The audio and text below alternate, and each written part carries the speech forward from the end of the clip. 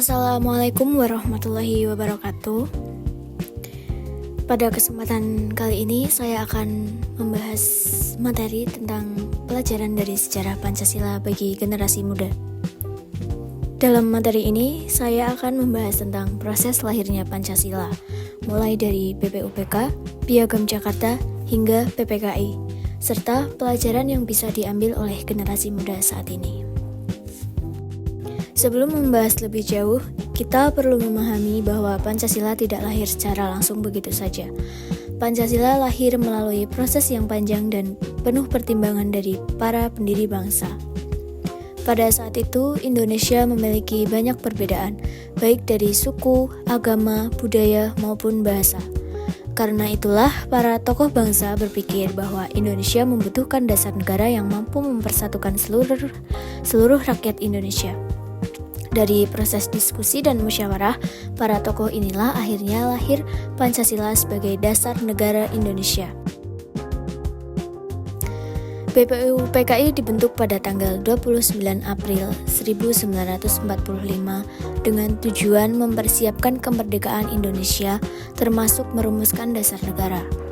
Dalam sidang BPUPK yang berlangsung pada tanggal 29 Mei sampai 1 Juni 1945, beberapa tokoh menyampaikan pendapat mereka mengenai dasar negara Indonesia.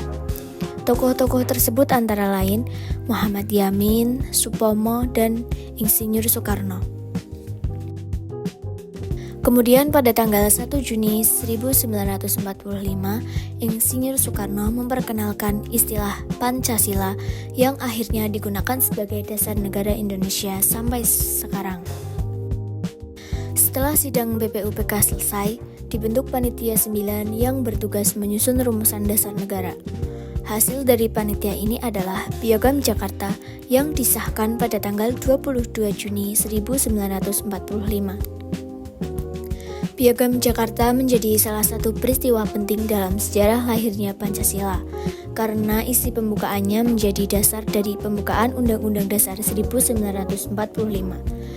Namun dalam prosesnya terdapat beberapa pendapat, terutama mengenai rumusan sila pertama.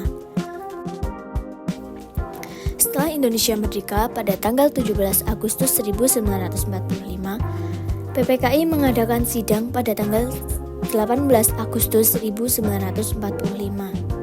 Dalam sidang tersebut, Undang-Undang Dasar 1945 disahkan dan Pancasila resmi ditetapkan sebagai dasar negara Indonesia. Salah satu keputusan penting dalam sidang itu adalah perubahan sila pertama menjadi Ketuhanan Yang Maha Esa. Perubahan tersebut dilakukan agar seluruh masyarakat Indonesia dari berbagai latar belakang tetap merasa dipersatukan dalam satu bangsa Indonesia. Dari proses lahirnya Pancasila, ada beberapa nilai penting yang bisa kita lihat. Yang pertama adalah nilai musyawarah. Para tokoh bangsa berdiskusi bersama untuk mencari keputusan terbaik bagi Indonesia. Yang kedua adalah toleransi. Mereka saling menghargai perbedaan pendapat dan tidak memaksakan kehendak. Kemudian ada nilai persatuan. Para pendiri bangsa lebih mengutamakan kepentingan bangsa dibanding kepentingan pribadi atau golongan. Nilai-nilai inilah yang membuat Indonesia bisa tetap bersatu sampai sekarang. Sebagai generasi muda, ada banyak pelajaran yang bisa kita ambil dari sejarah lahirnya Pancasila. Kita bisa belajar bahwa perbedaan bukanlah alasan untuk saling bermusuhan, tetapi justru bisa menjadi kekuatan jika kita saling menghargai. Selain itu, kita juga belajar pentingnya berdiskusi dengan baik ketika menghadapi masalah. Di zaman sekarang, generasi muda perlu mencontoh sikap para pendiri bangsa yang selalu mengutamakan persatuan dan kepentingan bersama. Nilai-nilai Pancasila masih sangat relevan untuk kehidupan saat ini, terutama di era media sosial. Sekarang ini sering muncul perdebatan, ujaran kebencian, bahkan perpecahan karena perbedaan pendapat. Karena itu, generasi muda perlu menerapkan nilai Pancasila seperti toleransi, menghargai orang lain, dan menjaga persatuan.